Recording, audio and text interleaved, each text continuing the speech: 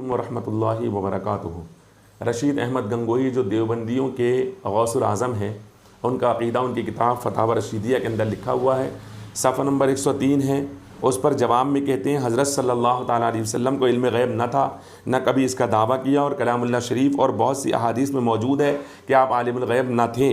और ये अक़ीदा रखना कि आपको इल्म ग़ैब था सरीह शिरक है, यानी खुला हुआ शिरक है फ़कत वस्सलाम।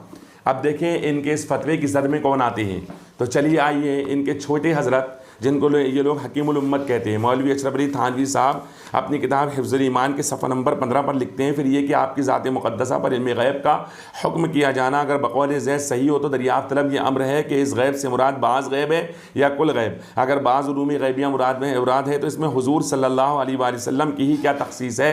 ऐसा इल्म ग़ैब तो ज़ैद व अम्र बल्कि हर सभी व मजनू बल्कि जमी हैवानात व बहाइम को भी हासिल है, के लिए भी हासिल है। क्या हासिल है? ऐसा इल्म ग़ैब तो ज़ैद व अम्र को भी हासिल है। थानवी साहब कह रहे हैं इल्म ग़ैब हर एरे गैरे को हासिल है, बल्कि बच्ची और पागल को हासिल है। और गंगोही साहब कह रहे हैं कि इल्म ग़ैब का अक़ीदा रसूलुल्लाह सल्लल्लाहु अलैहि वसल्लम के ताल्लुक़ से ये रखना कि हुज़ूर को इल्म ग़ैब था सरी यानी खुला हुआ शिरक है।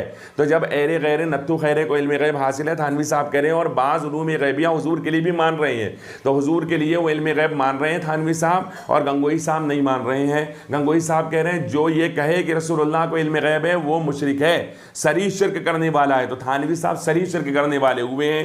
तो बिरादरान मिल्लत इस्लामिया, अब आप अंदाज़ा लगाएं बड़े हज़रत और छोटे हज़रत का ये आलम है। एक है गौसुल आजम, गौसुल आज़म तो नहीं कहूँगा मैं, ये गौसुल आजम हैं देवबंदियों के।